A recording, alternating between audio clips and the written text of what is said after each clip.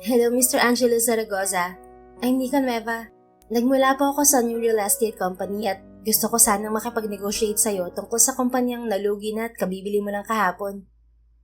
Agarang pagpapakilala ng isang babae kay Angelo na ikinagulat niya. Napakunot ang noo ni Angelo.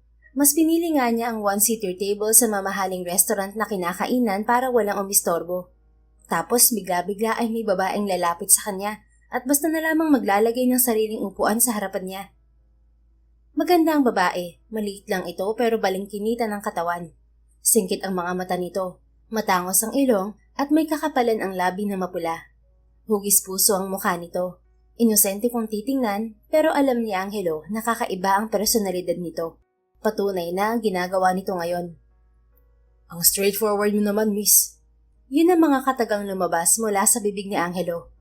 Kahit alam niyang may kasama na siya sa mesa, ay nagpatuloy pa rin siya sa pagkain at pilit binaliwala ang babaeng malakas ang loob. Ganito naman dapat kung may kailangan ka, diretsahan at walang paligoy-ligoy. Sagot nito, tumaas ang sulok ng mga labi ni Angelo. I like your guts, miss. Pero hindi ba nakakawala ng manners ang bigla ka na lamang susugo dito? Gayon nakikita mong kumakain pa ang tao? And can't you see? I chose one-seater table to enjoy my meal alone.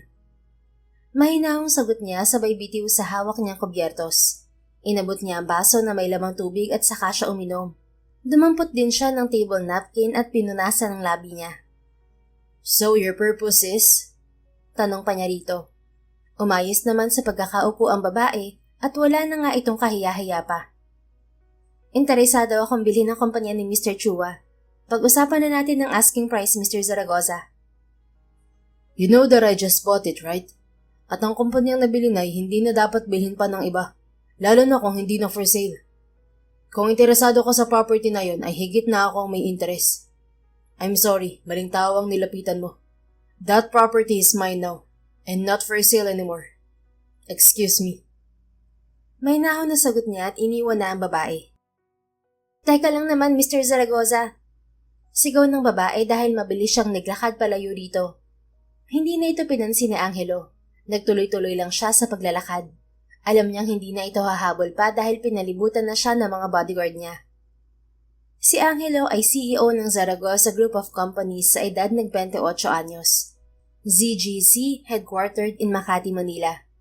The Zaragoza Group interests include fashion and retail, financial services, cement, fiber, textiles, chemicals, telecommunication, trading, food and entertainment. Lumago ang kumpanya ni Angelo dahil sa hilig ng ninuno niya at ng parents niya na bumili ng mga naluluging kumpanya na binabangon nila at muling pinapalago. Nagsimula lang ang company nila sa financial services hanggang sa lumago na yun ang lumago at naging multi-billion ang net worth. May planong ibangon ni Angelo ang company ni Mr. Chua, kaya niya yun binili. Tapos biglang susulpot ang isang babae para lamang bilhin yun sa kanya. First time may naglakas ng loob na gumawa ng ganoon sa kanya, kaya hindi niya makakalimutan ng babaeng yun. Napapadyak naman sa inis si Nika at kulang na lamang ay sabunutan ng buhok niya. Bakit ba kasi naunahan ako ng lalaking yun? Ako sanang unang nakabili ng property na yun. Kainis. Reklamo niya at malakas na bumuntong hininga. Kaysa tuluyang mainis ay naisipan na lamang niyang umuwi sa bahay nila dahil magpaplano pa siya sa dapat niyang gawin para makumbinsi si Angelo na ibenta sa kanya ang property. Pagdating sa bahay nila, sa labas pa lang ay dinig na niya ang malakas na sigawan ng mga magulang niya. Dali-dali siyang pumasok sa loob ng bahay. Anong kaguluhan to? Malakas na tanong ni Nika na ikinaigtad ng mga ito sa gulat. Dahil sa stress at inis ay napagtaasan na niya ng boses ang mga magulang. Anak, nandiyan ka na pala. Nauutal na wika ng kanyang ama. Ma, pa, nakakahiya naman po kayo. Sa labas pa lang ay boses na ninyong naririnig ko. Napaupo na lamang ang kanyang ina sa sofa, na tila napakalaki ng problema. Umupo sa tabi nito ang papa niya, na mukhang ito ang sanhi na pagkakastress ng mama niya. Kanina pa sila ate, ayaw naman nilang magpaawat. Nadadamay kami sa pag-aaway nila. Singit na sabi ng nakababatang kapatid niya, si Larkin na nasa unang taon na ng kolehiyo. Ito ang kapatid ni Nika na engineering ang kurso kaya nagdodoble kayod siya ngayon.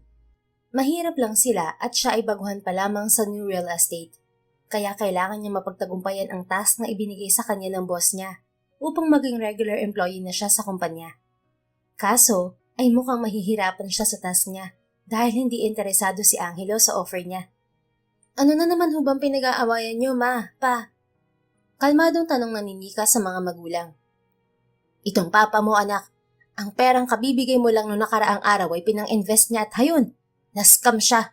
Hindi na nagpakita sa kanya yung babaeng sinalihan niya ng lintik na investment na yun. Tila naha-high blood na sagot ng ina niya. Binalingan niya ang papa niya na nakayuko na lamang. Para saan ang investment na yun, papa? 5K yun ah. Nilahat niyo? Kunot noong tanong niya sa ama. Tumango naman ang Ginoo. Ang sabi kasi ng kumpare ko kapag nag-invest ka ng malaking pera dun sa sinalihan namin, tutubo raw yun, anak. Mas malaki rin daw ang makukuha kong balik. Paliwanag ng kanyang papa. Mariin naman siyang napapikit sa inis. Pa naman, ang tanda nyo na napaniwala pa kayo ng mga ganyang modus? Alam nyo namang pyramid scam yun. Sumigi pa rin kayo. Bakit kasi nagpapaniwala kayo sa kumpare nyong yun? Nakita ko kasing tumubo ang pera niya ng 10% kahit walang ginagawa. Kaya akala ko legit. Pa, hindi ka na nasanay sa mga nababalitaan mo na ganyan. Di ba talaga namang ganun ang pyramid scam? Patutubuin ka ng isang beses para magdagdag ka ng mas malaking investment at mag-recruit ng iba pang biktima. Diyos ko naman pa. Ang perang para sana sa sikmura natin ibinigay niyo pa sa mga scammer. Mag-ingat at mag-isip naman po kayo sa susunod. Walang ganyang investment. Kahit mga bilyonaryo, nagpapakahirap muna sa pagtatrabaho bago yumaman. Wala pong shortcut sa pagyaman. Napapadyak pa siya sa inis. Pasensya na, anak. Gusto ko lang namang makatulong. Hindi ko naman alam na scam yun. Stress na nga po ako sa trabaho ko. Pati ba naman dito sa bahay mai-stress din ako? Sa inis ay iniwan na niya ang mga magulang at kapatid niya sa sala. Dumiretso siya sa kwarto niya at umupo sa maliit na kama. Malakas siyang nagpakawala ng hangin sa dibdib. Ay, buhay, parang life. Kailan ba matatapos ang problema namin sa pera? Pumasok naman sa loob ng kwarto niya ang kanyang mama. May dala itong baso na may tubig. Umupo ito sa kanyang tabi. Pasensya ka na kung yun ang nadatnan mo kanina, anak. Paghingi nito ng paumanhin bago ibinigay sa kanya ang tubig at uminom naman siya. Pasensya na rin po kayo kung nasigawan ko rin kayo ni Papa, Ma. Ayos lang yun, anak. Nainis din naman ako sa iyong ama. Ang laki ng sinayang niyang pera. Teka, bakit pala maaga kang umuwi? Tanong ng mama niya matapos niyang iabot dito ang basong ininuman. Hindi po ako busy at yung assignment ko sa opisina yung hirap gawin. Naalala niya ang pangyayari kanina sa restaurant. Kinapala na talaga niya ang mukha niya para hindi mawala ng trabaho. Assignment? Ngayon ko lang nalaman na nagkakaroon pala kayo ng assignment sa trabaho niyo, Nika. Pagtataka ni Aling Maria. Task po yun kung baga, target po naming bilihin ng isang property. Sa kasamaang palad ay naunahan ho ako. Kailangan ko pang suyuin ng bagong may-ari ng property pero ang hirap niya pong i-please. Dahil nga nabili na niya ang lupa. Hinaing niya sa ina. Mahirap naman talagang makuha ang ninanais natin, anak. Hindi mo naman pwedeng pilitin ng tao sa gusto mo. Binili na niya yung property kaya ibig sabihin, kailangan niya rin yun. Hindi ko na nga po alam kung paano ko siya i-convince. Mayaman ng lalaking yun kaya alam kong mahihirapan ako sa task ko. Nakasalalay pa naman sa task ngayon ng pagka-regular ko sa real estate company. Ang gawin mo, hindi lang salita, anak. Pwede naman sa gawa. Pangangaral nito. Ipakita mo rin na magandang intensyon mo para sa bagay na yon. Tiyak, hindi ka mahihirapan na kumbinsihin ng sinasabi mong may-ari ng property. Ewan ko rin, ma. Hindi po basta-basta ang taong yun. Parang sinasagasaan ko na rin po siya. Anya at napahiga na lamang siya sa kama. Nika, isa lang pagsubok yan para sa'yo. Kakagraduate mo pa lang naman eh. Tiyak marami ka pang pagdadaanan. Usal nito. Alam ko naman ho yun, Mama. Gusto ko lang naman pong maging regular na agad ako para sigurado na rin po ang sahod ko. Para na rin matustusan kung pangangailangan natin sa pang-araw-araw na gastusin. Gusto ko rin pong makapagtapos sa pag-aaral si na Larkin. Itinaguyod niyo po kami ni Papa. At gusto ko yung magantihan kayo sa mga sakripisyo niyo noon. Gusto ko maranasan niyo rin ang ginhawa at marangyang buhay. Anak, hindi namin kailangan ng iyong amang marangyang buhay. Sapat na para sa amin ang simpleng pamumuhay. Masaya naman tayo. Nakakakain tayo ng 3 o 4 na beses sa isang araw. Nakakaraos tayo kaya hindi na natin kailangan pa ang sobra-sobra. Ma, kaligayahan ng isang anak na may ahon sa hirap ang mga magulang nila. At isa po ako ron. Niyakap siya ng kanyang ina. Maraming salamat anak. Hulog ka ng langit sa amin ng iyong ama.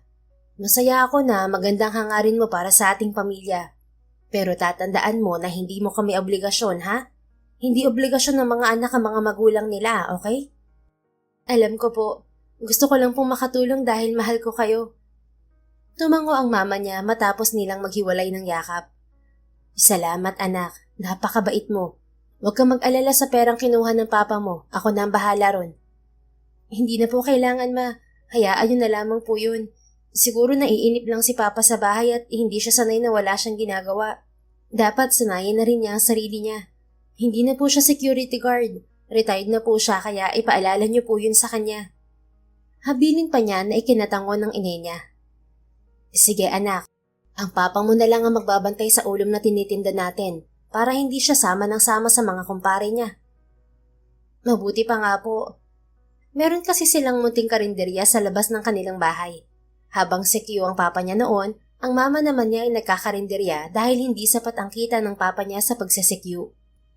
Paglabas ng ginang sa kwarto, ay nag-isip si Nika ng mga plano at palusot kay Angelo. Alam niyang mahihirapan siya sa lalaki kaya dapat ay may plan A at plan B siya.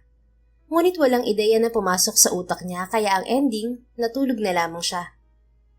Kinabukasan, pinuntahan niya ang malaking kumpanya ni Angelo Zaragoza at talaga namang namangha siya sa taas at laki ng gusali nito. Pero hindi siya pwedeng matinag. Para sa kinabukasan ng pamilya ko, it's now or never ang motto ko sa buhay. Sabi niya sa sarili. Lumapit siya sa information desk at binati naman siya ng babae na naroon. Si Mr. Angelo Zaragoza po ang pakay ko. Sagot niya nang tanungin siya kung ano ang kailangan niya.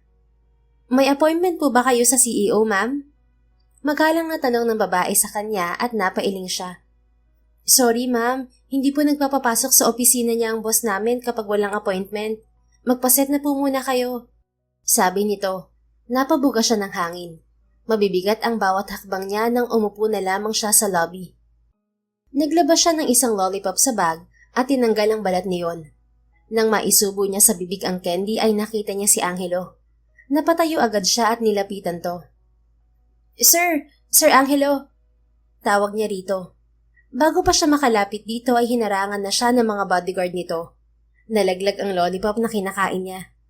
Sir Angelo, si Nika po to. Yung kahapon sa restaurant? Pakilala niya. Hindi siya nito pinansin. Nagpatuloy lang ito sa paglalakad. Siyempre, may lahing kakulitan si Nika, kaya hinabol pa rin niya ito. 4 feet 11 inches lang ang taas niya kaya nagawa niyang makalusot sa matatangkad at malalaki ang katawan ng mga bantay nito. Let her be. Yun ang narinig niya na sinabi ni Angelo sa mga tauhan at tuluyan na nga siyang nakalapit dito. What do you want, miss? Walang emosyon na tanong nito sa kanya. May purpose kahapon. Mabilis niyang sagot. My answer is still a no. That's final, miss. Sagot lang nito, pero hanggang sa opisina nito ay bumuntot pa rin siya. Umupo ito sa swivel chair. Siya naman ay umupo sa receiving chair. If you don't mind, kausapin mo muna ang sekretary ko. Oh, so payag ka na, sir? Excited na tanong ni Nika, pero umiling to. Magpaset ka ng appointment sa sekretary ko para ma-entertain kita. I'm busy right now, miss. Go home. Fine, pero hindi pa rin kita titigilan. Babala niya. Tumaas na ang sulok ng mga labi ni Angelo. Dahil ayaw nang magsalita ni Angelo, ang sekretary nito na nasa labas ng opisina ang nilapitan niya. At hindi lang appointment ang pinaset para makausap na niya ang lalaki ng maayos. Ano yon, miss? Tanong ng sekretary ni Angelo. Sabi ng boss mo, kausapin daw kita. May permission ako sa kanya. Ibigay mo raw sa akin ang schedule ni Sir Angelo para malaman ko ang ginagawa niya buong araw. Wika niya kahit hindi naman yon ang sinabi ni Angelo kanina. May hawak na siyang papel at ballpen. Kahit parang naguguluhan ng kausap niya, ay nakuha naman niya ang hinihingi niyang schedule. Naniwala agad ito sa sinabi niya. Ang balak ni Nika ay bubuntot-buntot na lang siya sa lalaki. Para kung makulitan ito sa kanya, ay ibibigay na nito ang gusto niya. Hindi siya umalis sa kumpanya. Pagdating ng lunchtime ay bumaba pa siya sa cafeteria upang bumili ng pagkain. At muli siyang umakyat sa opisina ni Angelo. Advantage ang nangyaring pagpigil ni Angelo kanina kaya hinayaan siyang makapasok ng mga bodyguard nito dahil kilala na siya. Hi sir, lunchtime na po.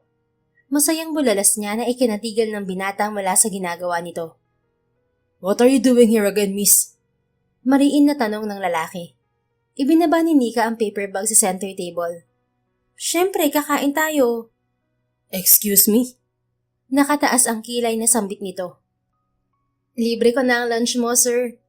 Sabi niya at nilapitan si Angelo.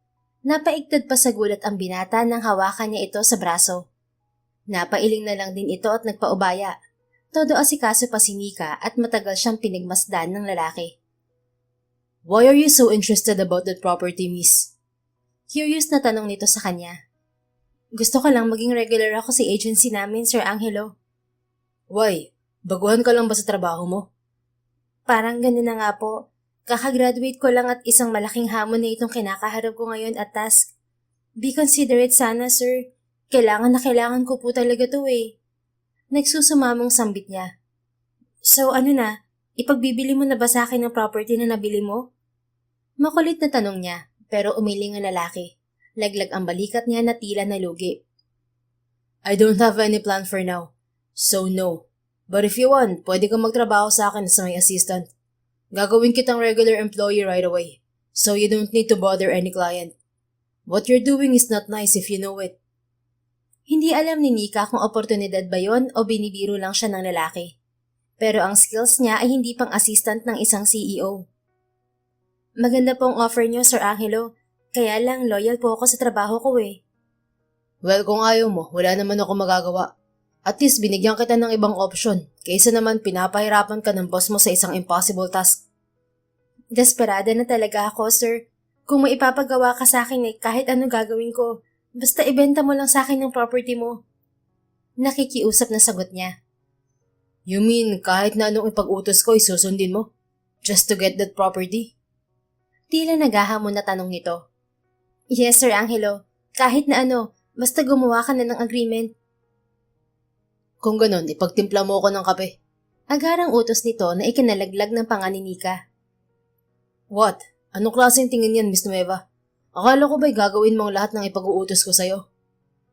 Oo nga po. Oh, bakit ganyan ang reaksyon mo? Go-getter ka, di ba?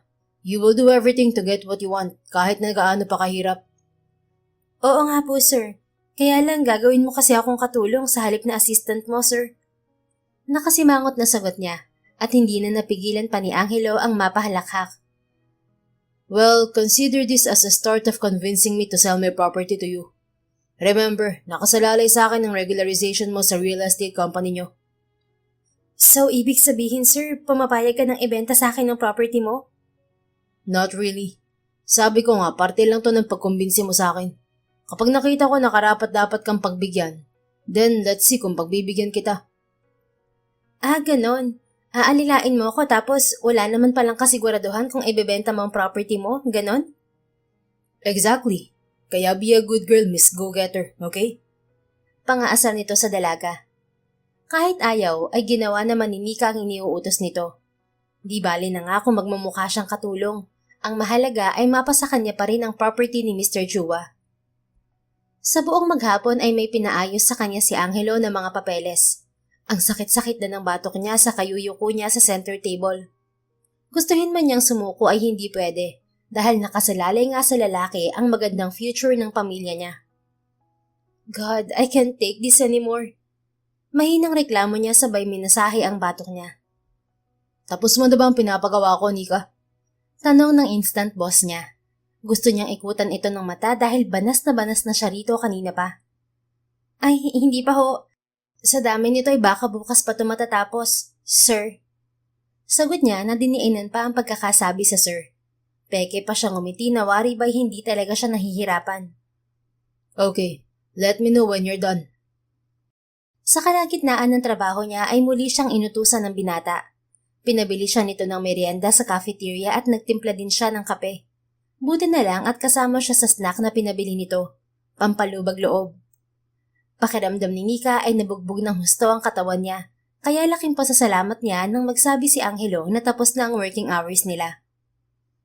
Kaya mo pa ba, Nika? Hindi niya mawari kung concerned ba ang lalaki sa kanya o sadyang inaasar lang siya nito. Kaya ko pa naman ho, sir. Yakang-yaka to, no? Pagsisinungaling niya kahit ang totoo ay nananakit na ang katawan niya. I see. See you tomorrow then. Ingat ka sa pag-uwi mo.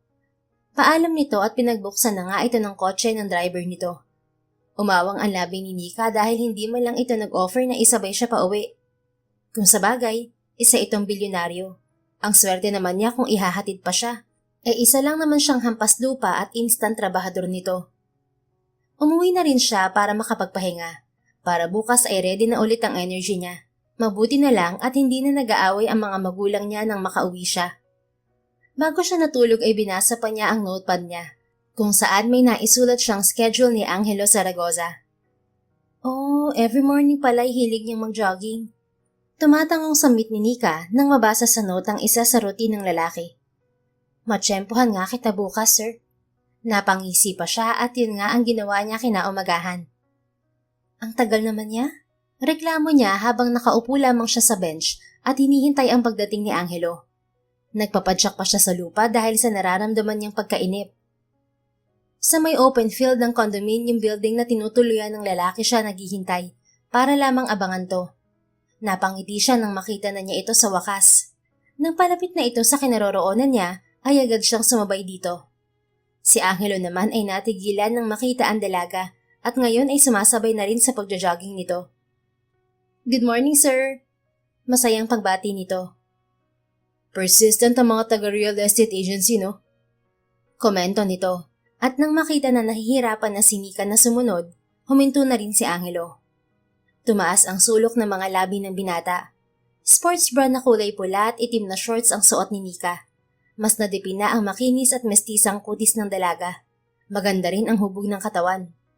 Binuksan ni Angelo ang takip ng tumbler nito at ibinigay kay Nika.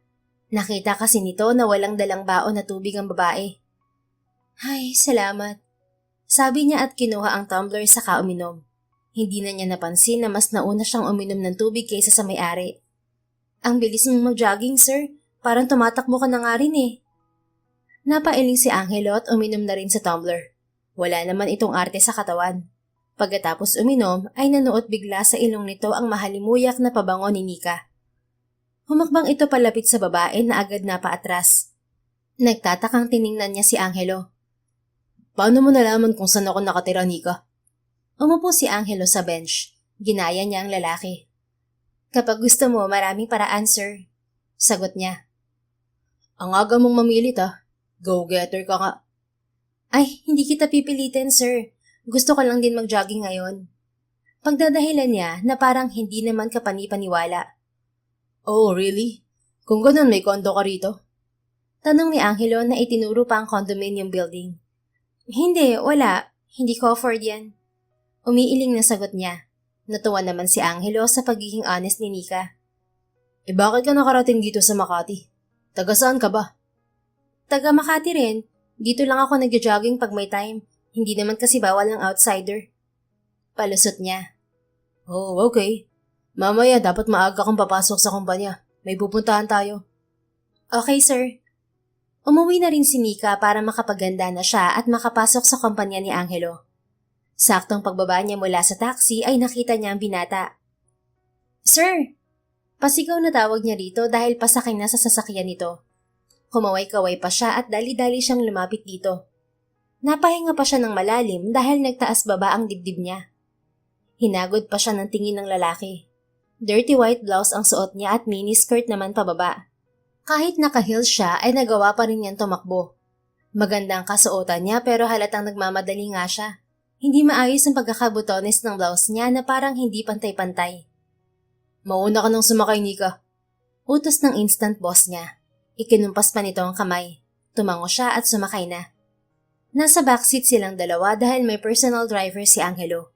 Si Nika naman ay naglabas ng salamin para ayusin ang sarili niya.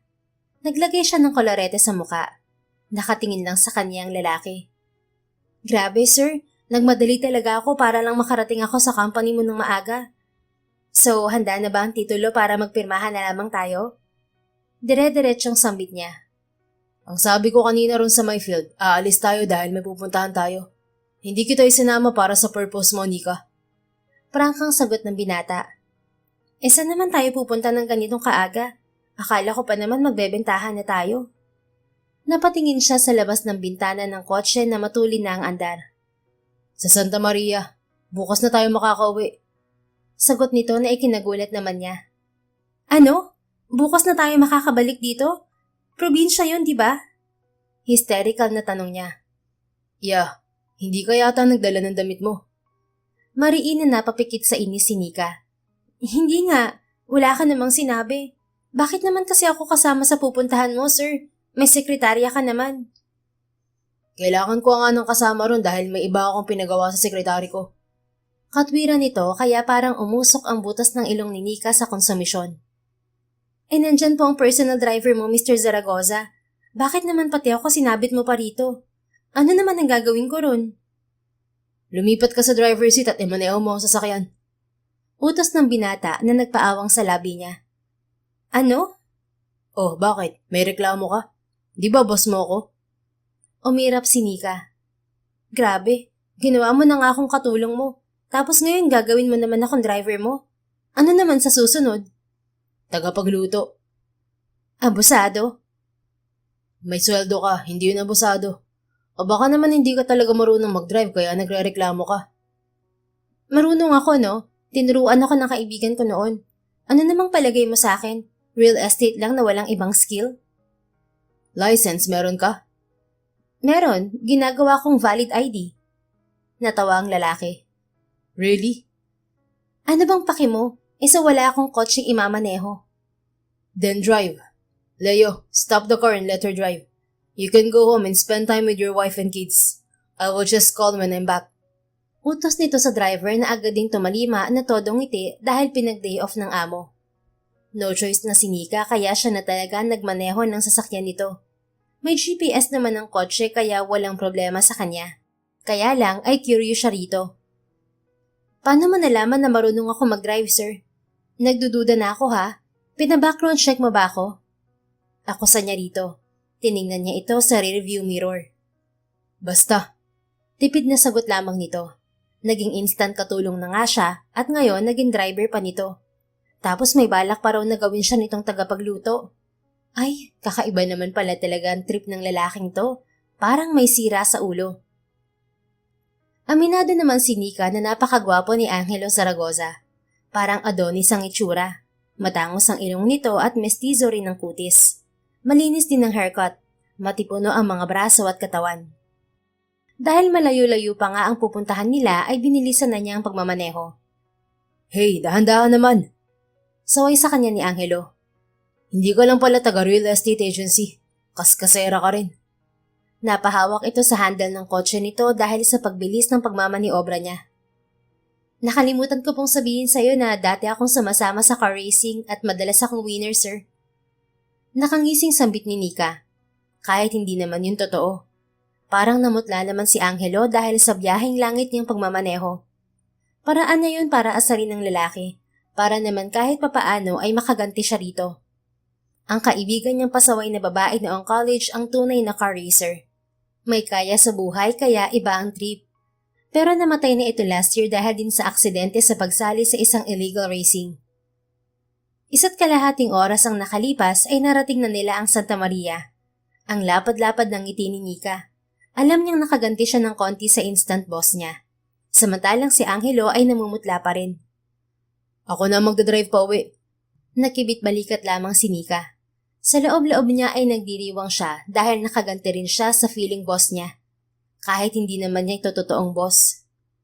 Kung hindi lang niya inaalala ang trabaho at pamilya niya, ay hindi siya lalapit at magpapaalipin sa lalaking to. Pero kasi nga, kailangan niyang pakisamahan to kahit na nakakabwisit na. Ang agreement natin ay nakahanda na ba, Mr. Zaragoza? Tanong naman niya. Wala pa. Seryosong sagot nito. Ang titulo po, sir. Shut up. Pinag-iisipan ko pa kung ibebenta ko ba yun o pakikinabangan ko na lamang. Sabi nito na nagpakunot sa noo niya. Matanong nga kita, Mr. Zaragoza. Hanggang kailan mo ba talaga ako alilain? Until I say so. Nagpanting ang tenga ni Nika. Nagkakalokohan lang naman ata tayo rito, sir eh. Tapos sasabihin mo di ako inaabuso? Well, let me tell you this. You're taking advantage of me dahil alam mong matindi ang kailangan ko sa'yo. Then leave me alone kung nahihirapan ka na. Meron na tayong agreement, sir. Wala na pong bawian yun. Tila naiiyak na sabi niya. At ito naman ay lihim na napangiti, saka naglakad para may tagpuin sa lugar. Ngit-ngit na ngit-ngit naman si Nika sa loob niya na parang gusto nang upakan si Angelo. Pero nagpigil siya dahil may kailangan pa siya rito. May kanegosasyon si Angelo sa Santa Maria at balak na naman niyang bumili ng lupain para magpatayo ng rice mill. Sinadya niya ring isama roon si Nika. Minsan ay natutuwa siyang inisinto. Hindi niya alam pero naaaliw siya kapag nakikita niya itong napipikon. Nasa kubo sila at nakikipag-usap pa lamang sa may-ari ng property. Si Nika naman ay tumanggi na sumama roon sa kubo. Nasa ilalim ito ng punong mangga at tila nagmumukmok. Napangiti na lamang si Angelo at nang natapos na ang pag-uusap nila ng kanegosasyon ay saka lang siya lumapit dito. May dala siyang plato na naglalaman ng kakanin. Naisip niya na baka gutom na ito. Hindi kasi sila nag-stop over dahil nagmamadali sila kanina. Hindi pa man nakakalapit ang binata ay nakita na ito ni Nika. Puisit, nandyan na ang dipunggal na lalaki. Nakakainis na talaga siya. Humanda ka talaga lalaki ka kapag nakuha ko ng kailangan ko sa'yo. Mahinang angel niya habang tinitingnan ang papalapit na lalaki. Gusto mo? Tanong nito na nagpataas ng kilay ni Nika. Aalukin mo na nga ako ng makakain ay magtatanong ka pa kung gusto ko ba. Lintik ka. Kanina pa kaya ako gutom? Nag-squat lang ito sa tabi niya at inilapit sa kanya ang plato na hawak nito. Kumuha naman ng kakanin si Nika at agad yung nilantakan. Bakit kasi nandito ka? Hayan tuloy, nagutom ka. Sabi ko sa'yo, sumama ka sa kubo, di ba? At siya pa talaga ang sinisisi nito. Kung ibinigay mo na sana sa akin ng titulo, edi sana wala ako rito, no? Pambabariya niya sa lalaki. Hindi yun ganun kadali, Nika. Sinabi ko na sa'yo, kung target yung nabili ng kumpanya nyo, ay higit akong may interest doon. Kaya nga binili ko, di ba? May punto naman ang lalaki at hindi rin nga niya maintindihan ng boss niya kung bakit gusto pang bilhin yon kahit alam nang nabili na ni Angelo. Nakakainis na talaga ang problema ng mayayaman na to. Pati siya namomroblema. Ano ba kasing gagawin mo ron? Curious na tanong niya sa lalaki. Secret? Bakit ko sasabihin sa'yo? Nakalimutan mo na yata na magkalaban ng kumpanya natin. Sagot nito na ikinailing niya. Bakit ako nandito? Bakit mo isinama ang kalaban mo, Aber? Hindi ikaw ang kalaban ko. Ang kumpanya nyo. Kasangkapan ka lang nila. Sila ang umaalipin sa'yo, hindi ako, Nika. Ang gulo mong kausap? Tumawa lang ito. Wala pang ang isang linggo noong nagkakilala sila, pero para silang aso at pusa. Gayunpaman ay hindi na nila namamalayan na parehong magaan na ang loob nila sa isa't isa. Hindi isasama ni Angelo si Nika roon kung inis ito sa babae, at hindi naman sasama si Nika dito kung hindi niya ramdam na ligtas siya sa binata. Doon na rin sila sa Santa Maria kumain ng pananghalian. Inalok sila ng seller ng property na binibili ni Angelo. Tuloy-tuloy lang ang pagkain ni Nika dahil puro gulay ang nakahain sa hapag. Mahilig kasi siya sa gulay. Sir, sigurado ka bang bukas na tayo uuwi? Maya-maya ay tanong niya rito nang natapos na sila sa pananghalian. Naguhugas na sila ng kamay mula sa gripo. Bingi ka ba o ano, miss? Baling na tanong sa kanya ng binata. Mariin na lamang na napatikom ang bibig niya. Nika na nga lang sabi laging itawag mo sa akin. Miss ka ng miss kapag galit ka. Mamaya niyan ay ako na palang namimiss mo. Anya, nagsalubong naman ang kilay ng boss niya. Sa gumagalang ako eh. Talaga ba? Hindi bagay sa'yo. Mukha ka kasing walang galang kahit maganda yung suot mo at kahit pamayaman ka at nag-aral.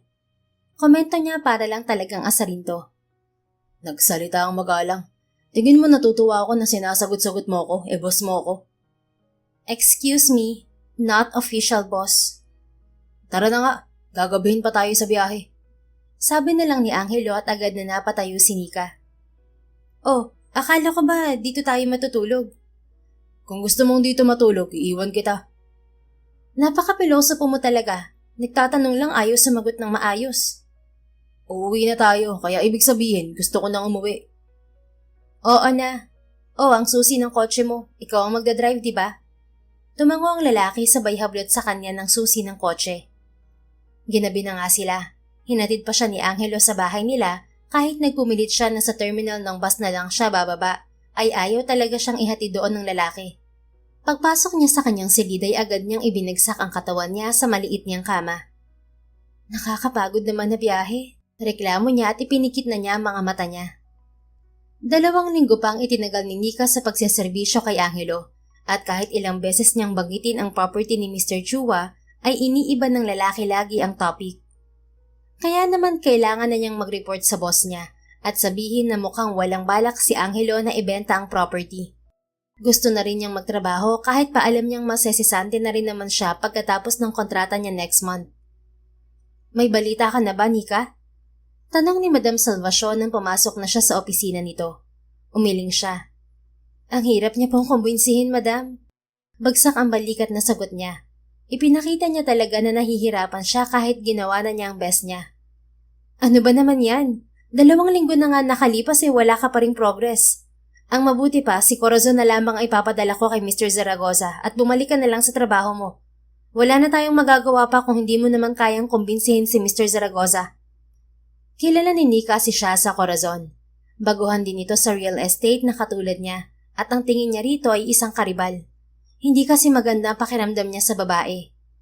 Oo, kilala niya ito. Ka-office mate niya pero sa tuwing nagkakatinginan sila ay talagang parang hinahamon din siya nito. Naku madam, ako na lang po. Huwag na po si Miss Corazon. Anya, pero umiling lang ang boss niya. Sa loob ng 2 linggo ay 6 property nang nakuha ni Corazon, Nika. Mag-report ka na lang ulit. May pinalidad na sabi nito at napayuko na lamang siya. Pero madam, paano na po ako magiging regular sa trabaho? Malungkot na tanong niya. Napabuntong hininga naman ang kanyang madam boss. Ganito na lang, Nika. Bibigyan na lang kita ng ibang task. You may go now. Pakisuyo na lamang kay Corazon. Tell her to come here.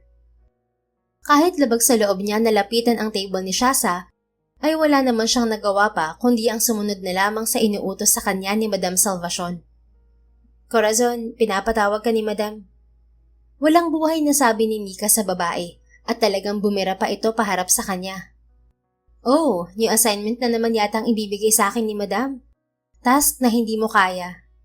Nang iinis na sabi nito, hindi na lamang siya nagsalita pa at tinalikuran na niya ito. Nang araw ding yon ay sa opisina na nagtrabaho si Nika. Hindi na siya nag-report kay Angelo. Para saan pa? Inalis na rin naman sa kanyang task. Nalaman na lamang niya na pumunta na si Corazon sa office ng binata. Pero nagulat siya nang makatanggap ng mensahe mula kay Angelo bandang tanghali na may babae raw na pumalit sa kanya. Alam niyang si Corazon yon. Bigla ay nabuhay na naman ang inis niya sa babae. Naiisip niya ang eksena na nag-uusap sina Shasa at Angelo. Sa hindi niya malaman na dahilan, nagpapadyak pa siya sa inis. Hanggang sa magsiuwian na sila ay hindi nawala sa isip niya ang 2 yon. Naglalakad lang siya na parang zombie. Pero paglabas niya ng building nila ay nakita niya si Angelo na naghihintay sa labas ng kotse nito. Miss Nueva, hey! Tawag nito sa kanya kaya natauhan siya at nahinto sa paglalakad. Nika? Mr. Zaragoza? Ano namang ginagawa mo rito? Nabibiglang tanong niya. Ilang beses pa siyang napakurap. Sino ang babaeng pinadala mo sa kumpanya ko? Hindi mo sinagot ang text ko eh. Seryosong tanong nito. Yun lang ang ipinunta mo rito? Oo. Si Corazon yun. FYI, hindi ako nagpadala sa impactang yun. Ang boss ko mismo. Masaya ka na siguro at wala na ako. Pairap na sagot niya. Natawa naman ang binata. Impacta? Yes. Mukhang impacta naman talaga ang babaeng yun at pinadala siya para lang kumbinsihin ka. Bakit ba kasi pinapahirapan mo pa ako ha? Yan tuloy, inalis nila sa akin ang task ko. Wala na talaga akong pag-asa na ma-regular nito.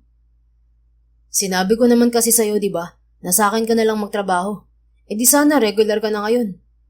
Seryosong sagot naman ni Angelo. May ngiti sa mga labi nito ngunit kung susuruing mabuti ay may kakaibang pahiwatig ang ngiti na yon. Alam mo kasi Angelo, mas magiging masaya ang buhay natin kung ibinigay mo na lang agad ang gusto ko. At hindi nga ako yung tipo ng tao na bigla na lang magpapasulot dahil lang mas maganda ang offer mo. Loyal ako sa kumpanyang unang tumanggap sa akin. Mataray nagiit naman niya. Inis na inis talaga siya sa binata. Kung pwede nga lang na pati utak nito ay pinasok na niya. Para lang makontrol niya yon at pumayag ito na ibigay ang hinihiling niya. Gagawin niya. Okay, if that's your decision, Nika. Pero sinasabi ko sa'yo, kahit sino pang ipadala ng kumpanya nyo para suyuin ako, hindi ako magpapaakit. I bought that land and I intend to keep it. Got that? Inilapit pa nito ng bahagya ang mukha sa kanya, kaya bahagya siyang napaatras. Akala niya ay hahalikan siya nito. Yun pala ay pipitikin lang ang noo niya. Sabay layas nito sa harapan niya, kaya nagpapadyak siya at nagsisigaw na lamang sa nararamdamang inis. Hindi dahil sa sinabi ni Angelo kaya siya naiinis. Ang inis niya ay dahil sa pag-aakalang hahalikan siya nito. May umusbong kasi na kung anong pag-asa sa dibdib niya sa ginawang paglapit nito sa mukha niya kanina. Si OA ka naman kasi, Nika. Kung ano-ano na lang yung pinag-i-imagine mo. Tandaan mo, lupa ka lang, langit naman si Angelo. Wala kang pag-asa sa lalaking yun na matigas ang puso. Kung type ka nun, una pa lang ibinenta na sana niya sa'yo ang property niya. Paninermon niya sa kanyang sarili. Bahagya niya munang sinampal-sampal ang kanyang magkawilang pisngi bago nagdesisyon na umuwi na ng bahay. Oy, Nika, pumunta ka bukas ng umaga sa opisina ko. Wika ni Angelo bago ito umalis. Hindi man lang siya niyayang isakay sa kotse nito. Nakatipid sana siya sa pamasahe. Kahit naiinis ay pumunta nga siya sa kumpanya ng lalaki, pero wala naman ito roon. Nasa gym daw. Pakiramdam niya ay talagang pinaglalaruan siya nito. Sumunod naman siya roon pagkabigay ng sekretary nito ng location ng gym. Pagdating doon ay inip na inip siya sa paghihintay sa lalaki. Hindi nga siya dapat papapasukin kung hindi niya lang ginamit ang pangalan ni Angelo. Magdadalawang oras na yata siya roon sa kahihintay niya. Hindi rin siya pwedeng magtagal. Ang paalam niya sa boss nila ay pinatatawag siya ni Angelo at mukhang pipirma na ito sa bentahan nila ng property. Kaya naman pinayagan agad siya ng boss niya kung tungkol sa property ang usapan. Pwisit talaga ang lalaking yun. Makita ko lang talaga siya. Tatagtarin ko siya ng pinong-pino para naman matauhan siya. Bubulong-bulong siya habang nakayuko dahil nasa cellphone niya ang kanyang atensyon. Saka naman lumabas sa pinagtataguan si Angelo. Kanina pa talaga ito sa gym pero nagtatago lang ito para pagtripan si Nika.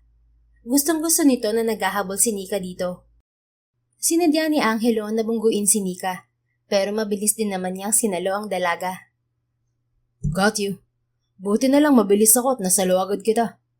Kumindat siya kay Nika. Pagkalawak-lawak ng ngiti nito. Gulat na gulat naman si Nika pero agad din naman siyang nakabawi at umalis sa pagkakapulupot sa lalaki. Pinagtataguan mo ba ako, Nika? I'm actually here in the last 2 hours ago. Hindi mo lang kasi ginagamit ang mga mata mo para hanapin ako. May pangaasar na kwento nito. Bumangon naman ang inis ni Nika para dito. Hinayupa ka talagang damuho ka. Pasigaw na maktol niya. Talagang hinayaan mo lang na maghintay ako rito para sa wala. At malamang tuwang-tuwa ka pa na nababagot ako rito kanina pa. Ano ba talagang gusto mo, ha? Sabihin mo na para matapos ng lintik na habulan na to. Alam ko namang hindi mo ibibigay ang gusto ko. Kaya ano, bakit mo ako tinawagan, ha? Wala nang pakialam pa si Nika kahit may mga taong nanonood sa kanila. Talagang naiinis na rin kasi siya sa binata. Si Angelo naman ay hinawakan ng magkabilang balikat niya. Hey, calm down, can you? Okay, I'm sorry. Alam kong mali na itong pinapagawa ko. Pero sinabi ko naman sa'yo, di ba? Noon pa man, hindi ko ibibigay ang gusto mo. Ikaw lang naman at yung isa mo pang kasamahan ng makulit sa kapipilit sa akin na bilhin ng property ko. Pero may kasunduan tayo, Mr. Zaragoza. You're breaching the contract. You should pay for the fine. Giit niya. Yes, we have. Pero wala naman ako natatandaan na nagkapirmahan tayo ng kontrata. Para lang yung sinulat sa tubig at bigla na lang din inanod ng alon. Natameme si Nika at hindi na niya alam kung ano pang ikakatwiran niya. May punto naman ito. Wala silang kontrata at pinirmahan kaya parang kalokohan lang na matatawag ang kasunduan nila. Pero feeling niya pa rin ay dinaya siya ng lalaki. Tumikhi muna si Angelo bago muling nagsalita. Tanggapin mo na lang ang alok ko, Nika. Or be my girl instead. Hindi lang lupa ang kaya kong ibigay sa'yo. May regular job ka na. May malaking sweldo. Black card, new car, new house and lot. And most importantly, A boyfriend na gwapo. And that's me. Napanganga na lang si Nika.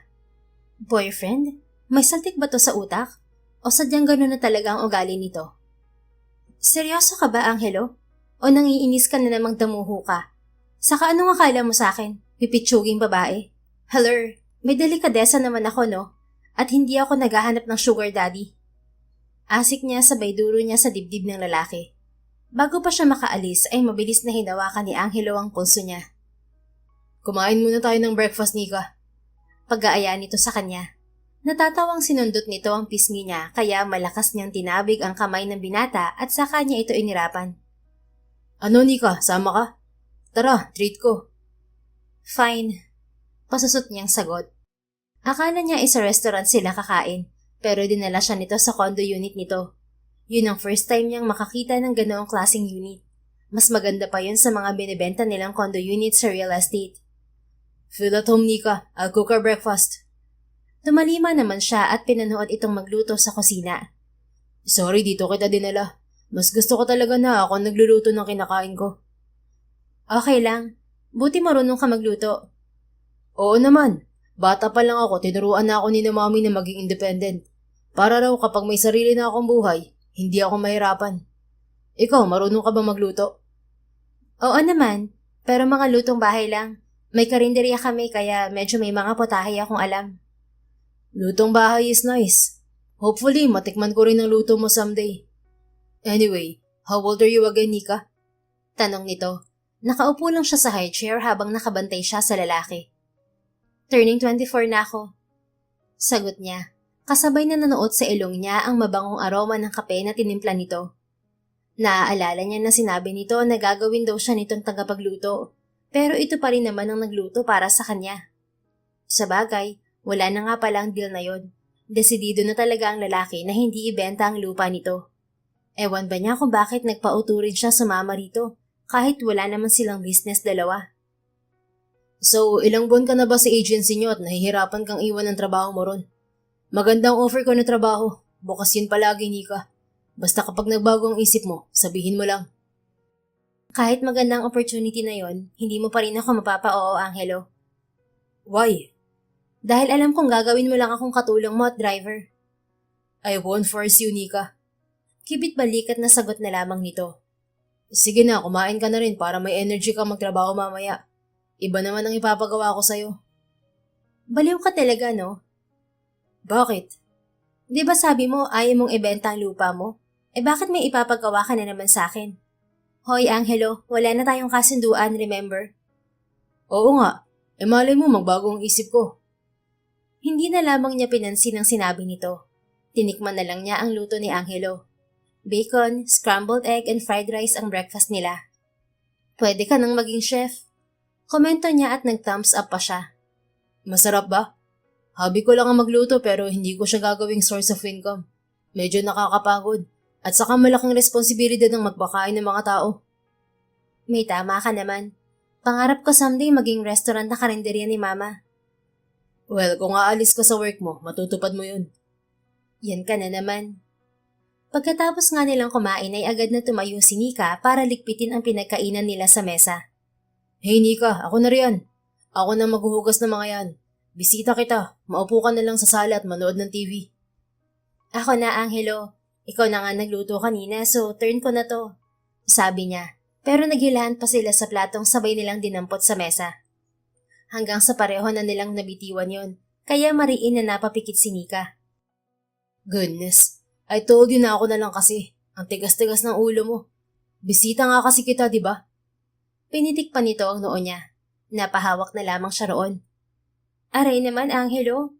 Reklamo niya. Walang sabi-sabi ay binuhat siya nito dahil may bubog sa sahig dahil nadaplisan siya kanina ng bubog. Dinala siya ng binata sa may sala at ibinaba sa malambot at puting sofa. Diyan ka lang, Nika. Kukuha pa ako ng medicine kit. Seryosong habili nito. Mabilis din naman itong nakabalik. Bumilis ang tibok ng puso ni Nika dahil lumuhod si Angelo sa harapan niya at basta na lamang idinantay ang kaliwang paa niya sa hita nito. Look, this is the result sa pagiging matigas ng ulo mo, Nika. Nasugatan ka tuloy. Sermon nito habang nililinis ang sugat niya. Matigas din kasi ang ulo mo, Angelo. Sabi ko nang ako na pero namimilit ka pa. Epal ka rin kasi. Tingnan mo rin ang ginawa mo, oh. Paninisi rin niya sa lalaki. Fine, we're both wrong. Next time, wag na matigas ang ulo, okay? Oo na, akala mo naman si Papa. Hindi na lamang ito sumagot pa at seryosong ginamot ang sugat niya. Hinipan pa nito ang sugat niya ng buhusan ng alkohol. Hindi na napigilan pa ni Nika ang mamangha sa gwapong mukha ni Angelo. Sa tuwing kasama niya ito, palagi nagwawala ang puso niya. Masaya rin siya na kasama niya ulit ito. Hanggang sa natapos ay napansin na siya ng lalaki na kanina pa siyang nakatingin dito. May nakapagsabi na ba sa'yo na sobrang ganda mo, Nika? Hindi niya inaasahan na lalabas yun sa mga labi ng binata. Ano? Nauutal niyang tanong. Dahan-dahang lumapit ang mukha ni Angelo sa kanya at hindi agad siya nakakilos nang maramdaman niya ang pagdampi ng labi nito sa kanya. Nagulat siya at higit na nagwala ang malakas na kabog sa kanyang dibdib. Nang malasahan ni Nika ang matamis na labi nito ay nawala siya sa katinoan. Pumulupot na ang mga braso niya sa leeg nito at tumugon siya sa mga halik ni Angelo. Nadala sa bugso ng damdamin si Nika at kahit tirik na tirik ang araw ay nagpatalo siya sa init ng katawan at sa sarap ng sensasyon na ibinibigay sa kanya ng lalaki.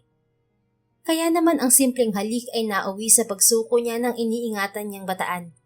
Naisuko niya ng ganoon lamang kadali ang pagkababae niya. Ilang beses pa siyang nagpaangkin kay Angelo. Nakatulog ang binata at kinuha ni Nika ang pagkakataon na yon. Umuwi siya sa bahay nila kahit hirap na hirap siya sa paglalakad. Sa pangalawang beses ay naabutan na naman niya ang pagtatalo ng mama at papa niya. Nang makita siya ng mga ito ay agad na natigilan ang mga ito. Pero sa halip na sigawan niya rin ang mga magulang niya ay dumiretso siya sa silid niya. Sinampal-sampal niya ang sarili hanggang sa nagsunod-sunod na ang pagpatak ng mga luha ni Nika. Bakit nagawa ko yun? Bakit, Nika? Bakit? Parang baliw na tanong niya sa sarili. Ramdam niya ang matinding kirot sa pagitan ng mga hita niya. Halik lang yun nung una, pero nauwi sa pagtatalik nila ng binata.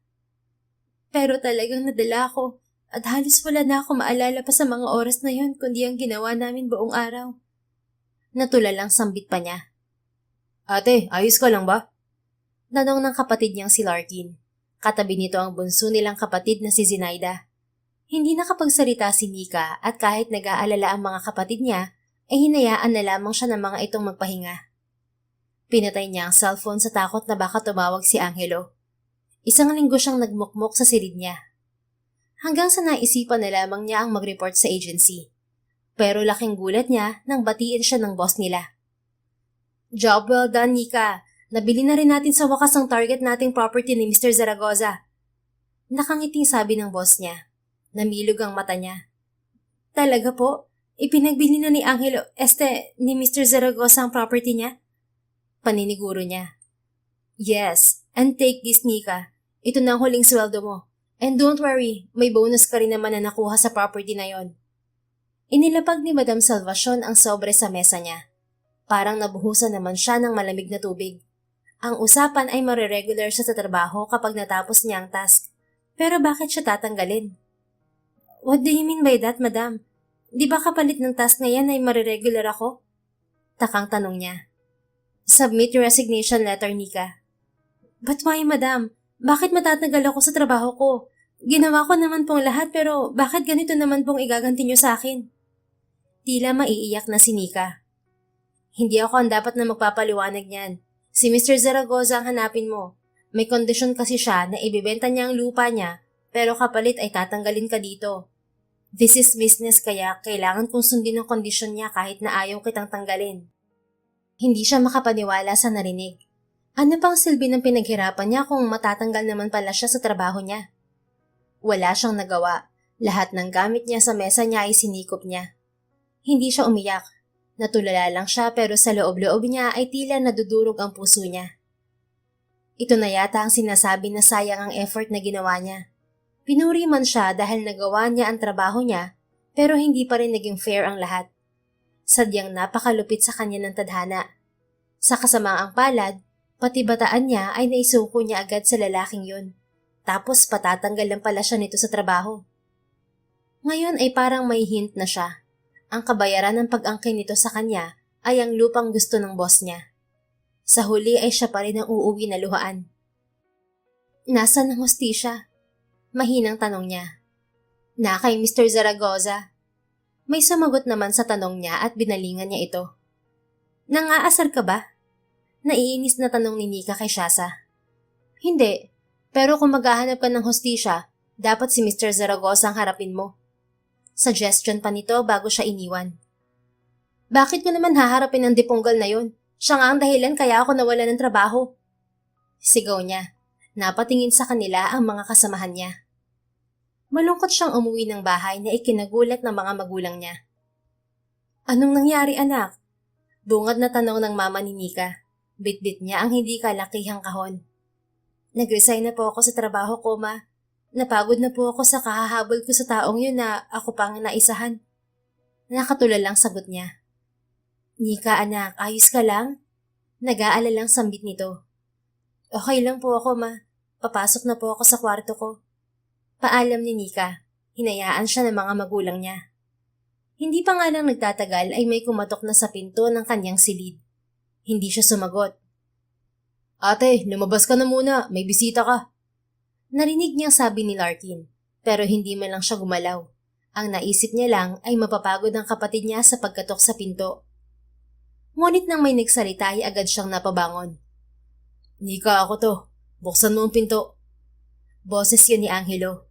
Pero baka pinaglalaroan lang siya ng isip niya, kaya marahan na pinilig ni Nika ang ulo niya. Nika, si Angelo to. Mag-usap tayo, please. Sabi pa nito at dali-dali siyang nagtungo sa pintuan. Pagbukas niya ay si Angelo nga ang bumungad sa kanya. Anong ginagawa mo rito? Pagalit na tanong niya. Pumasok ito sa silid niya kahit wala pa siyang sinasabi. Iniwan na sila ng kapatid. Nika, sinampal niya ang binata at inulit pa nito ng isa. Nika, calm down. Ang kapal ng mukha mo na magpakita pa sa akin matapos mong sirain ang trabaho ko. Sigaw niya. Ilang beses niya itong hinampas sa dibdib. Hinuli ng binata ang mga kamay niya at hinapit siya nito palapit sa katawan nito. I'm sorry, Nika. Ito lang ang paraan ko para kausapin mo ko ulit. Sorry rin sa nangyari sa atin pero hindi ko pinagsisisihan ang ginawa ko sa'yo. Dahil ginusto ko rin yun. Sabi nito dahilan para sumiklab lalo ang galit at puot niya kay Angelo. Pinaglalaroan mo lang talaga ako, Angelo. Saka may binigay ang lupang yun kung kailang pinagsawaan mo ng katawan ko. Umiiyak na sigaw niya. Ang likod na nito ang pinagbabayo niya ng suntok. Hindi yan totoo, Nika. Hindi kita pinagsawaan. But believe me, nawalan ako ng kontrol. Ang gusto ko lang naman ay mahalikan ka pero hindi ko napigil ang sarili ko. Nika, maniwala ka man o hindi pero gusto talaga kita. Gustong gusto kita at gusto ko ring ligawan ka. But I don't know how to start. Pag-amin ng binata, natigilan naman si Nika. Tama ba ang kanyang narinig?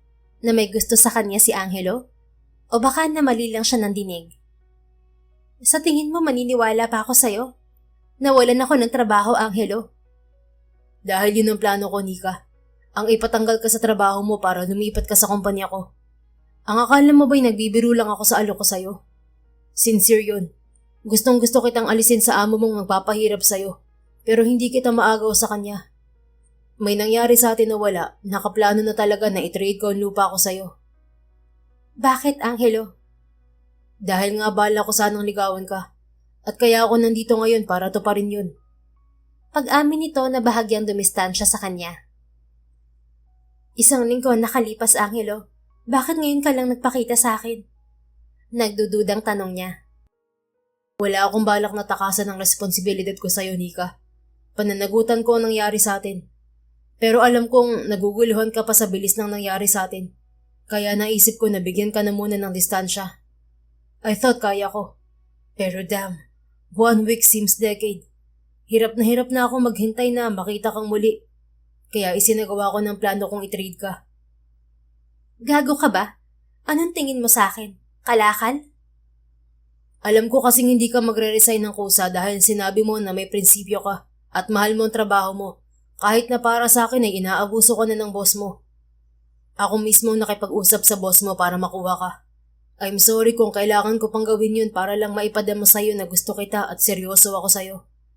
Bigyan mo sana ako ng pagkakataon na mahalin ka at ipakita sa'yo na malinis ang intensyon ko sa'yo. Please. Pag-amin nito na halos magmakaawa na. Hindi ko alam ang sasabihin ko, Angelo. Wala sa sariling sabi niya. Masuyong hinalikan ni Angelo ang sentido niya at muli siyang niyakap. Pananagutan kita, Nika. Responsible ako sa nangyari sa atin. Kaya sa ayaw at sa gusto mo, magpapakasal tayo. Ano to? Shotgun wedding, ha? Kung hindi mo rin lang ako pagbibigyan na ligawan ka, plan B ako. Kahit kailan talaga tuso ka, no? Hindi ako tuso, baby. Nagmamahal lang. Mahal? Marunong ka pala nun? Oo naman. Simula nung inistorbo mo ako sa pagkain ko nun sa restaurant para lang bilhin ang property ko. Mula ng araw na yun, hindi ka na nawala sa isip ko. Kaya naisip kong pahabulin ka at gawing assistant ko para hindi ka mawala sa paningin ko. Kita mo na? Talagang baliw ka na. Baliw sa'yo. Oo nga pala, pinakilala ko na sa pamilya mo ang sarili ko. Sabi ko, fiancé mo ako at magpapakasal na tayo sa lalong madaling panahon. Frustrated na napahilamos na lamang sa mukha si Nika. Gusto niya ang lalaking to pero talagang sinasagad nito palagi ang inis niya. Halika na, babe. Kausapin na natin ang parents mo para mapag-usapan natin ang kasal. Isang malakas na suntok sa braso ang ibinigay ni Nika rito na tinawanan lamang nito. Gustuin mang tumanggi ni Nika pero nakilala na ng mga magulang niya si Angelo. Kaya kahit naiinis ay binigyan niya ito ng pagkakataon. Pero hindi sa kasal na gusto agad nito, kundi sa pagtatrabaho dito. Saka na lang sila mag-uusap tungkol sa kasal na ikinukulit nito. Isang buwan pa lamang ang nakararaan ay biglang sumama ang pakiramdam niya habang nasa bagong trabaho. Sinugod siya sa ospital at saktong nasa business trip naman si Angelo. Wala sa oras na umuwi agad si Angelo para lamang sa kanya. Nika. Tawag nito at basta na lamang ibinaba ang dalang bagahe. Napangiti siya nang makita ang pag-aalala nito. Nakahiga si Nika sa hospital bed at nilapitan siya nito. Umupo ito sa gilid ng kama at hinawakan ng kamay niya bago pinatakan ng marahan na halik ang noo niya, pababa sa labi niya. Bakit umuwi ka, Angelo? Tanong niya. Hinaplos nito ang pisngi niya. I'm worried. That's it. My secretary told me about what happened. Ayos ka na ba? Bakit ka raw hinimatay? Ang sabi ni Mama at Papa, ilang araw na raw ng masama ang pakiramdam mo. Bakit hindi mo sinabi agad sa akin? Sana hindi ka dalang pumasok sa office. Sunod-sunod nitong tanong. Ayos lang naman ako, Angelo. Huwag ka nang mag-alala pa. Hindi ka naman. Buntis lang ako, Angelo, kaya ako nahimatay kanina. Walang ligoy na sabi niya. Nanlaki naman ang mga mata ng binata. Really? Buntis ka at ako ang ama? Napasimangot si Nika. Sino pa ba? Sino bang kumuha ng virginity ko? Hindi ba ikaw? Naiinis niyang tanong sabay kinurot ang tagiliran nito. Napangiti ito at siniil ng mariin na halik ang mga labi niya. Thank you for making me happy, babe. Daddy na ako ngayon at wala ka nang kawala pa. Boyfriend mo na ako. At kailangan na talagang matuloy ang kasal natin, okay? Napahagighik na lamang si Nika at tumango-tango kaya muling nagtagpo ang mga labi nila. I love you, Nika. I love you so much. Gusto mo bang mag-unwind muna tayo? Pwede naman tayong mag-out of town para lang mawala ang stress na nararamdaman mo ngayon. At para na rin sa baby natin. Suwestyon nito. Iba talaga ang isang Angelo Zaragoza. Kaya hindi ko rin maintindihan kung bakit nagtsatsaga kasi isang katulad kong hamak na hampas lupa lang eh. Wika niya. Hey, don't say that, babe. Oo, magkaiba ang estado natin sa buhay. Pero hindi naman ibig sabihin, hindi mo na ginagawa ang lahat para lang umangat ang buhay ng pamilya mo. Sa buhay naman kasi talaga, di ba? May mga bagay tayong hindi agad-agad makukuha. Yung kahit anong gawin mo, patuloy ka ring mabibigo. Pero kahit ganun, darating pa rin sa tamang pagkakataon ang hinihintay mo. Para bang yun ang binigay na reward sa'yo. Just like what happened to you. Hindi ka man naging regular sa dati mong trabaho. Naging regular ka naman sa kumpanya ko at dito sa puso ko. Mahabang pahayag nito na may ngiti. Nakatutuwa na kahit lumaki sa marangyang buhay si Angelo, may wisdom pa rin ito. Hindi ka na nga mata pobre, may malaking puso ka pa. Siguro kaya rin nabibihayaan ka ni Lord ng maraming blessing dahil din sa mabuting ugali mo. Komento niya. Salamat, Angelo. Kahit magkaiba tayo ng estado sa buhay, minahal mo ako. Kahit hindi tayo magkasundo palagi, mahal mo pa rin ako. Kaya kitang unawain at sabayan sa topak mo, no? Ganun ang pagmamahal na tunay, baby. Marahang hinaplos ni Angelo ang impis niyang tiyan. Masaya ito dahil napapansin din naman pala ni Nika ang maganda nitong ugali. Akala nito, masamang ugali lang nito ang napapansin ng babae. Sinabi agad nila sa mga magulang nila ang magandang balita. Kaya agad nagsuggest ang mga ito ng kasalan na agad-agad bago pa man lumaki ang tiyan ni Nika. Wala namang problema sa magulang ni Angelo. Mababait din ang mga ito at gustong-gusto si Nika. Isang araw ay naisipan ni Angelo na sorpresahin ang dalaga. Saan ba kasi tayo pupunta, Angelo? May pagkainip na sabi ni Nika. May piring sa mga mata si Nika. Dinala niya ito sa isa sa private property ng mga magulang niya. Hindi nila yun madalas na pinupuntahan dahil busy ang mga magulang niya sa iba nilang negosyo. Chill ka lang, Nika. I promise I won't do anything that will harm you. You're pregnant. You're in safe hands. Isa pa, nangako rin ako sa mga magulang mo, di ba? Kinakabahan naman kasi ako sa iyo, Angelo. Yeah, I know that. Pero, pagbiti ni Angelo sa iba pa niyang sasabihin. Kaya naman si Nika, hindi na matapos-tapos ang pangungulit sa kanya.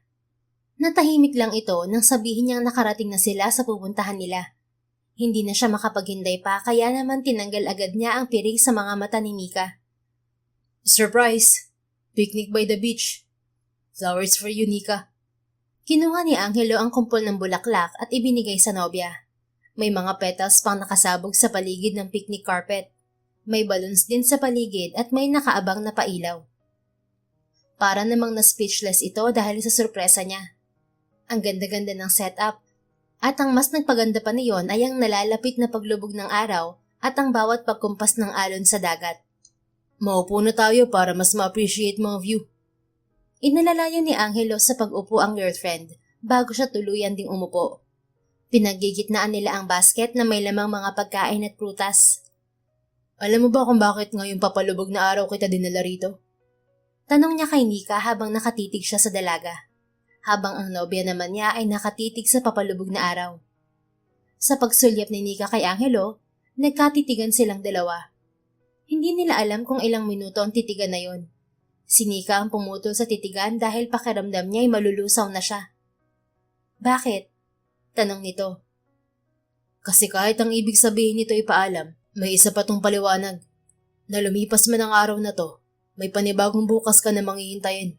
Isang panibagong bukas na hindi ka sigurado kung magiging maganda ba. Basta ang importante sa akin ngayon ay ikaw. Ikaw na gusto kong mahalin. Maging araw-araw man ang paalam natin sa isa't isa. May panibagong bukas naman para sa ating dalawa. Bakit mo ako mahal, Angelo? Paano mo ako minahal? Ano bang mapapala mo kapag ako minahal mo? Minahal kita dahil ikaw ay ikaw, Nika. Wala akong pakialam kung ano pang estado ng buhay mo. Wala rin akong pakialam kung gawin mo akong parang ATM mo. Basta mahal kita. Tapos ang usapan. At saka may baby na tayo, kaya hindi ka na talaga makakawala sa akin. Nakangiting sabi pa niya. Hindi ko naman sinabi na hindi rin kita mahal. Natatakot lang ako na baka kung anong isipin ng ibang tao. Kaya pilit kong sinasabi sa sarili ko na mapapagod ka rin na mahalin ako. Susuko ka rin at hindi na muling magpapakita pa. Pero ang tibay-tibay mo. Hanggang ngayon nandito ka pa rin sa tabi ko. Araw-araw, pinaparamdam sa akin kung gaano ako kahalaga at kaimportante sa buhay mo. Hindi ko alam kung paano ko masusuklian yon. Dahil lang alam ko lang, minamahal din kita. Pagmamahal mo lang sapat na, Nika. Yung pagmamahal na hindi mo kailangan tumbasan ng pera o kung ano man. Yung pagmamahal na ikaw lang sapat na. Hindi ko kailangan ng salapi o anumang property. Basta kampante lang ang puso ko na minamahal mo ko. Ayos na ako. Nakangiting sambit naman ni Angelo. Naging tahimik ng panandalian si Angelo. Pinoproseso ng utak niya ang mga sinabi ng nobya niya. Para siyang inililipad sa ulap. Ang saya-saya ng puso niya na malamang pareho sila ng nararamdaman. Noon pa man ay ramdam naman niyang mahal din siya nito. Pero iba pa rin kapag nasa ganito silang senaryo. Kay romantic at parang musika sa tenga. You don't know how much you made me so happy right now, babe. Tumayo si Angelo para lang yakapin patalikod si Nika. Yakap na punong-puno ng totoong pagmamahal. Will you marry me now, Nika? Oo naman. Handa na ako, babe. Thank you. Let's celebrate. Nagyakap sila at pagkatapos ay sinimulan na ang picnic. Nang sumunod na araw ay inimbitahan ni Angelo ang pamilya ni Nika sa mansyon ng mga ito. It's nice to hear that you two finally decided to settle down. Hindi na rin naman kayo mga bata para paglaruan pa ang feelings ng isa't isa. Si Madam Kali ang nagsalita habang pinapalibutan ng dalawang pamilya ang mahabang lamesa sa mansyon ng mga Zaragoza. Tama ka riyan, Balae. Segunda naman ang mama ni Nika. Hindi mo na rin naman kami obligasyon pa, Nika anak. Masaya kami kung saan ka sasaya. Kaya lagi mong tatandaan yan, ha? Talaga po bang gusto niyo nang ipagkanulo kami ni Angelo sa isa't isa? Para namang ayaw niyo na sa amin eh. Nakasimangot na komento niya. Babe, wag ka nang tumanggi pa. Ayaw mo ba nun? Suportado tayong dalawa ng pamilya natin. We should celebrate for that too. And we have a baby already. Giit ng asawa niya. Ito naman, kinikeme ko lang ang nanay ko at ang mama mo. Sabat ka ng sabat dyan. Kunway asik naman niya na tinawanan naman ng mga kapatid niya, kaya agad na sinamaan niya ng tingin ng mga ito. Oh, baka dito pa kayo mag-away. Mabuti pa, ituloy na lang natin ang selebrasyon. Pagpapagitna naman ni Senyor Eduardo, ang daddy ni Angelo. Kaya hayon at bumalik na sila sa pagkakasiyahan. Pagkatapos ng isang buwan lamang na preparasyon ay naganap na ang kasal ni Nika at Angelo. Minadali talaga nila ang kasal dahil ayaw nilang lumabas ang baby nila na hindi sila na ikakasal. Sa paglipas ng mga taon ay binayayaan sila ng 3 anak, 2 lalaki at 1 babae. Mom, Dad, may crab po here oh! Masayang sigaw ng anak nila na si Dylan na ngayon ay 6 na taong gulang na. Where? Where? I want to see Kuya! Sigaw naman ng pangalawang anak nila na si Darren na 4 na taong gulang na. Natawa silang mag-asawa sa kakita ng mga ito. Magkasundo rin ang 2. Karga ni Angelo ang bunso nilang anak na babae na si Shannon. 6 na buwan pa lamang ito. Dinig na dinig nila ang hagik-hik ng 2 nilang anak habang naglalaro sa tabing dagat. Madalas sila roon mamalagi sa private resort na yon ni Angelo. Kapag gusto nilang lumanghap ng sariwang hangin at tahimik na kapalagiran, doon sila umuuwi sa Siargao. Masayang-masaya na sila at kontento na sa buhay na meron sila ngayon. Sinong mag-aakala na ang habol lang naman ni Nika ay maghahabol sa isang bilyonaryo para sa trabaho niya? Pero sa huli ay ito pala mismo ang papanain ni Cupido para ipare sa simpleng babaeng tulad niya. The end. If you enjoyed this story, please don't forget to like, subscribe, comment, and share. Your support helps us reach more people and spread the love. Thank you for tuning in, and we're looking forward to seeing you again soon. In the meantime, please take care and may God bless you always.